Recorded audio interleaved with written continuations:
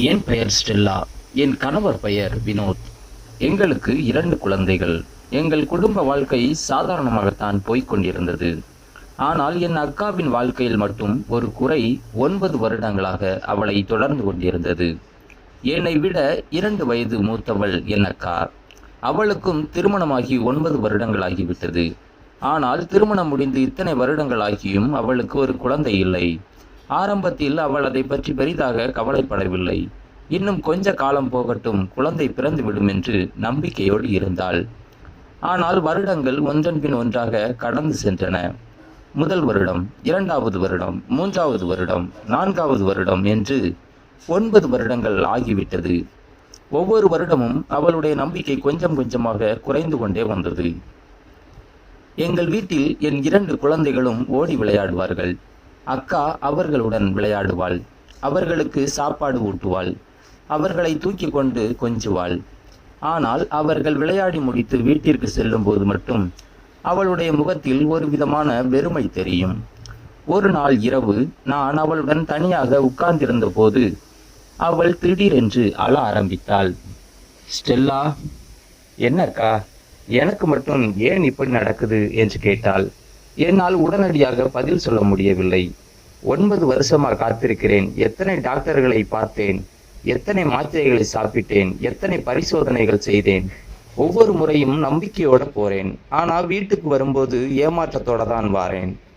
அவளுடைய கண்களில் கண்ணீர் வழிந்து கொண்டிருந்தது. நான் அவளுடைய கையை பிடித்தேன். அக்கா, நீங்க இருவரும் சேர்ந்து ஒரே மருத்துவமனையில் முழுமையான பரிசோதனை செய்துக்கோங்க. நீ மட்டும் பல இடங்களில் பரிசோதனை பண்ணிக்கிட்டே இருக்காத. அத்தானுக்கும் சேர்த்து எல்லா டெஸ்ட்டும் பண்ணட்டும். அப்போதுதான் உண்மையான காரணம் என்ன என்று தெரியும்.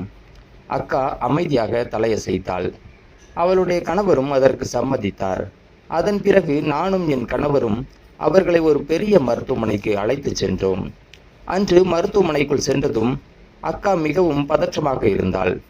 டாக்டர் இருவரையும் தனித்தனியாக அழைத்து பேசினார். திருமணமாகி எத்தனை வருடங்கள்?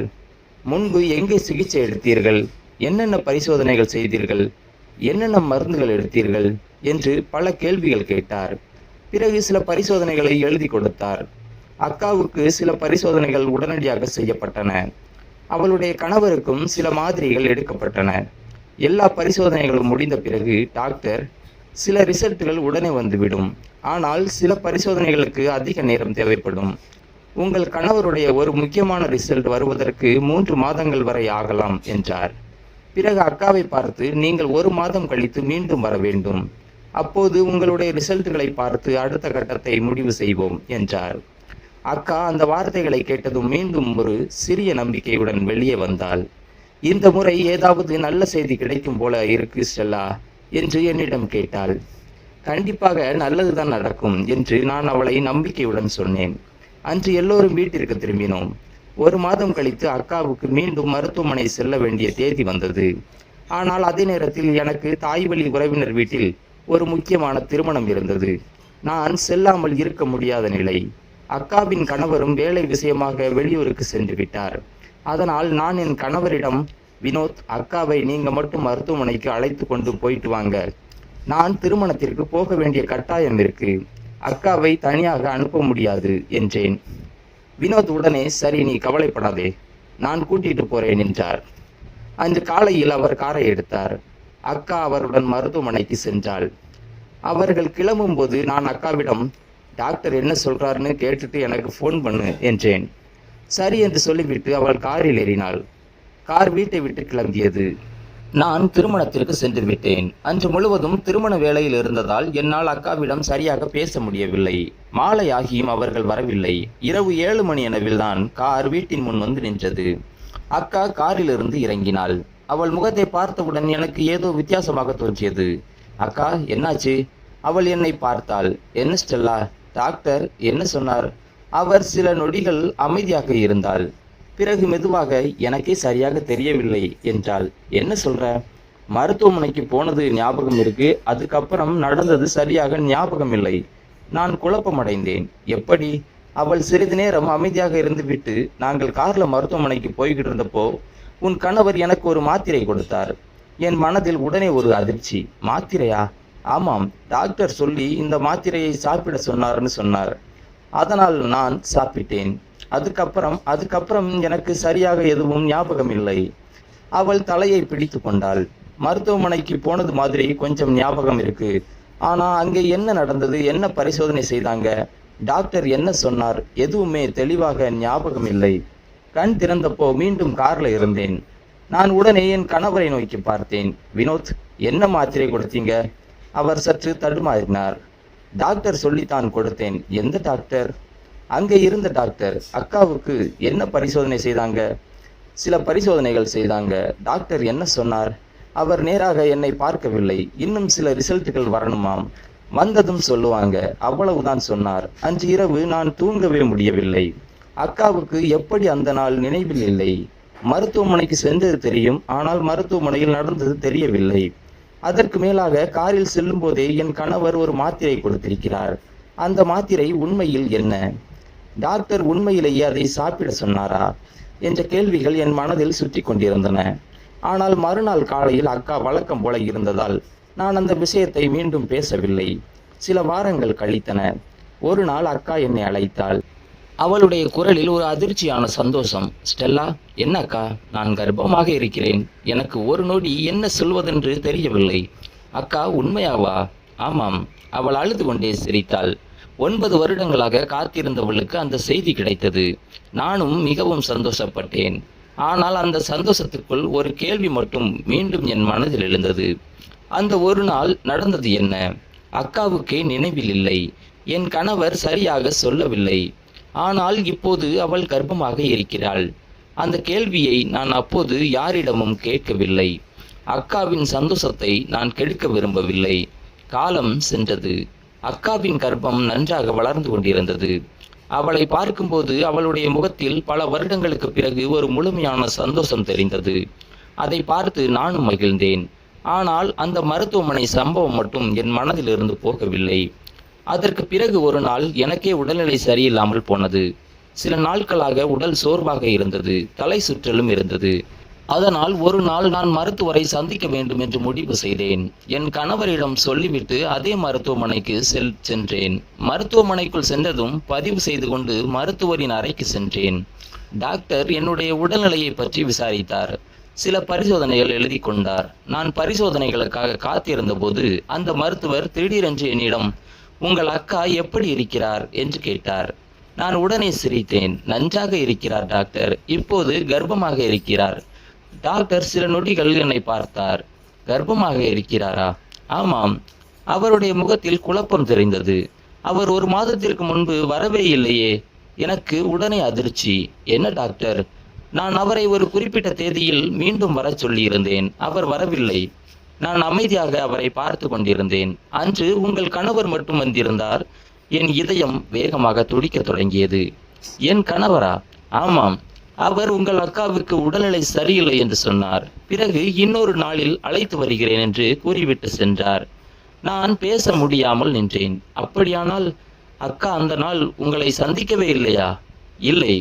அந்த ஒரு வார்த்தை என் மனதை முழுவதும் குழப்பிவிட்டது. அப்படியானால் அக்கா மருத்துவமனைக்கு சென்றதாக சொன்னது என்ன? அவள் காரில் மயக்கம் ஏற்பட்டதாக சொன்னது என்ன? என் கணவர் மட்டும் ஏன் டாக்டரை சந்தித்தார்? அக்காவுக்கு உண்மையில் என்ன நடந்தது? டாக்டர் என்னை நோக்கி, ஏன், ஏதாவது பிரச்சனையா என்று கேட்டார். இல்லை டாக்டர் என்று மட்டும் சொல்லிவிட்டு அங்கிருந்து வெளியே வந்தேன். மருத்துவமனையின் நடைபாதையில் நடந்து செல்லும் போது என் கால்கள் நடுங்கியது. அன்று முதல் என் கணவர் மீது இருந்த சந்தேகம் இன்னும் அதிகமானது. வீட்டிற்கு வந்ததும் அவரிடம் நேராக கேட்க நினைத்தேன். ஆனால் கேட்கவில்லை. ஏனென்றால் என் அக்கா கர்ப்பமாக இருந்தாள். அவள் பல வருடங்களுக்கு பிறகு சந்தோஷமாக இருந்தாள். அந்த சந்தோஷத்தை ஒரு கேள்விக்காக நான் அளிக்க விரும்பவில்லை. சில நாட்கள் கழித்து அக்காவின் கணவருடைய நீண்ட நாட்களாக காத்திருந்த பரிசோதனை ரிப்போர்ட் வந்தது. அந்த ரிப்போர்ட்டை பார்த்ததும் எங்களுக்கு அதிர்ச்சி. அவருடைய உடலில் இயற்கையாக குழந்தை பெறுவதற்கான திறன் மிகவும் குறைவாக இருப்பதாக மருத்துவர்கள் தெரிவித்தனர். இந்த தகவல் என் மனதில் இருந்த எல்லா கேள்விகளையும் ஒன்றாக சேர்த்தது. 9 வருடங்களாக குழந்தை இல்லை. அக்காவின் கணவருடைய மருத்துவ பரிசோதனை சரியாக இல்லை. அக்கா கர்ப்பமாகிவிட்டாள். அவள் மருத்துவமனைக்கு சென்ற அந்த நாளை நினைவில் வைத்திருக்கவில்லை. காரில் செல்லும்போது என் கணவர் கொடுத்ததாக சொன்ன ஒரு மாத்திரை அதற்கு பிறகு அவளுக்கு நடந்தது தெரியவில்லை. அதே நாளில் என் கணவர் மட்டும் மருத்துவரை சந்தித்திருக்கிறார். இப்போது அக்கா கர்ப்பமாக இருக்கிறாள். இந்த எல்லா விஷயங்களையும் ஒன்றாக இணைத்து பார்த்தபோது என் மனதில் ஒரு சந்தேகம் உருவானது. ஆனால் அந்த சந்தேகத்திற்கு எந்த ஆதாரமும் இல்லை. என்ன நடந்தது என்று எனக்கு தெரியாது. என் கணவர் என்ன செய்தார் என்று எனக்கு தெரியாது. அக்காவுக்கு அந்த நாளில் என்ன நடந்தது என்றும் தெரியாது. அதனால் அந்த விஷயத்தை அப்படியே விட்டுவிட்டேன். ஆனால் என் கணவர் மீது இருந்த கோபம் மட்டும் குறையவில்லை. அவர் என்னிடம் அன்பாக பேசினாலும் சில நேரங்களில் நான் முகத்தை திருப்பிக் கொள்வேன். என்ன ஸ்டெல்லா, ஏன் இப்படி இருக்கிற என்று அவர் கேட்டால் ஒன்றுமில்லை என்று சொல்லிவிடுவேன். ஆனால் என் மனதில் அந்த நாள் உண்மையை என்னிடம் மட்டும் ஏன் சொல்ல மாட்டேங்கிற என்ற கேள்வி ஓடிக்கொண்டே இருக்கும். அவர் மீது கோபம் வந்தாலும் அந்த கோபத்திற்கு காரணம் என்ன என்று அவரிடம் வெளிப்படையாக சொல்ல முடியவில்லை. ஏனென்றால் நான் சந்தேகிப்பது உண்மையா என்பதே எனக்கு தெரியவில்லை. காலம் நகர்ந்தது. அக்காவின் பிரசவ நாள் நெருங்கியது. அவள் மிகவும் மகிழ்ச்சியாக இருந்தாள். ஸ்டெல்லா, குழந்தை பிறந்ததும் முதலில் உன்னைத்தான் பார்க்கணும் என்று சொல்லி சிரிப்பாள். அவள் வயிற்றில் கை வைத்து கொண்டு குழந்தையுடன் பேசுவதை பார்க்கும்போது எனக்கும் சந்தோஷமாக இருக்கும். ஒரு நாள் அதிகாலையில் அவளுக்கு பிரசவ வலி ஏற்பட்டது. அவளை உடனடியாக மருத்துவமனைக்கு அழைத்து சென்றோம். பல மணி நேர காத்திருப்புக்கு பிறகு மருத்துவமனை அறைக்குள் இருந்து ஒரு குழந்தையின் அழுகை கேட்டது. அக்கா ஒரு குழந்தையை பெற்றெடுத்தாள். 9 வருடங்களாக அவள் காத்திருந்த குழந்தை. அந்த குழந்தையை முதலில் கையில் எடுத்தபோது அவள் அழுதாள். அவளுடைய கணவரும் அழுதார். நான் அருகில் நின்று கொண்டிருந்தேன். அந்த காட்சியை பார்த்தபோது என் மனதில் இருந்த கோபமும் சந்தேகமும் சில நொடிகளுக்கு மறைந்தது. அக்கா என்னை பார்த்து, ஸ்டெல்லா, எனக்கும் குழந்தை கிடைச்சிருச்சு என்றாள். நான் அவளை அணைத்து கொண்டேன். ஆமாம் அக்கா, இனிமேல் நீ சந்தோஷமாக இருக்கணும். அவள் குழந்தையை என் கைகளில் கொடுத்தாள். நான் குழந்தையை தூக்கி கொண்டேன். அந்த சிறிய முகத்தை பார்த்து கொண்டிருந்த போது என் மனதில் மீண்டும் அந்த ஒரு கேள்வி வந்தது. இந்த குழந்தை இந்த உலகத்திற்கு எப்படி வந்தது? இந்த பதிலை தேடினால் என் அக்காவின் வாழ்க்கை உடைந்து விடுமோ? என் குடும்பம் உடைந்து விடுமா? என் குழந்தைகளின் வாழ்க்கையும் பாதிக்கப்படுமா? என் கணவருடன் இருக்கும் உறவு என்ன ஆகும்? எனக்கு எதுவும் தெரியவில்லை. ஆனால் அக்காவின் முகத்தில் இருந்த சந்தோஷத்தை மட்டும் நான் பார்க்க முடிந்தது. அந்த சந்தோஷத்தை உடைக்க நான் தயாராக இல்லை. அதனால் நான் ஒரு முடிவு செய்தேன். அந்த உண்மையை நான் தேடப் போவதில்லை. என் மனதில் இருக்கும் சந்தேகத்தோடு நான் வாழ்ந்து கொள்கிறேன். என் கணவர் என்னிடம் பேசும்போதெல்லாம் சில நேரங்களில் அந்த நாள் நினைவுக்கு வருகிறது. அவரை பார்த்து கோபப்படுகிறேன். சில நேரங்களில் அவரிடம் பேசாமல் இருப்பேன். ஆனால் அவர் என்ன செய்தார் என்பதை நான் ஒருபோதும் கேட்டு குடும்பத்தை உடைக்கவில்லை. என் அக்காவிடம் கூட நான் அந்த நாளை பற்றி மீண்டும் கேட்கவில்லை. அவளுக்கும் அந்த நாளை பற்றி எதுவும் நினைவில் இல்லை. இப்போது அவளுடைய வாழ்க்கையில் அந்த குழந்தை மட்டுமே முக்கியம். எங்கள் வீட்டிலும் அந்த குழந்தை எல்லாருடைய செல்லமாக வளர ஆரம்பித்தது. குழந்தை என்னை பார்த்து சிரிக்கும் போதெல்லாம் என் மனதில் ஒரு விசித்திரமான மகிழ்ச்சி. அதே நேரத்தில் அந்த ஒரு நாள் மட்டும் என் நினைவில் இருந்து போகவில்லை. காரில் அக்காவுக்கு கொடுக்கப்பட்ட அந்த மாத்திரையை டாக்டர் உண்மையிலேயே சொல்லி கொடுத்தாரா? அதற்கு பிறகு அக்காவுக்கு என்ன நடந்தது? அன்று மருத்துவமனையில் உண்மையில் என்ன நடந்தது? என் கணவர் மட்டும் ஏன் அந்த மருத்துவரை சந்தித்தார்? அக்காவின் கணவருடைய மருத்துவ அறிக்கையும் இந்த கதையில் எங்கே இணைகிறது? எனக்கு எந்த பதிலும் கிடைக்கவில்லை. ஒருவேளை உண்மை என்னவென்று என் கணவருக்கு தெரிந்திருக்கலாம். ஒருவேளை அக்காவுக்கு தெரிந்திருக்கலாம். அல்லது அன்று நடந்தது பற்றி உண்மையில் யாருக்குமே தெரியாமல் இருக்கலாம். எனக்கு தெரியாது. அந்த உண்மையை தெரிந்து கொள்ள வேண்டும் என்ற ஆசை இன்னும் சில நேரங்களில் என்னை தூண்டும். ஆனால் உடனே என் அக்காவின் முகம் நினைவுக்கு வரும். 9 வருடங்களுக்கு பிறகு அவளுடைய கைகளில் இருக்கும் குழந்தை நினைவுக்கு வரும். அவள் சிரிப்பது நினைவுக்கு வரும்.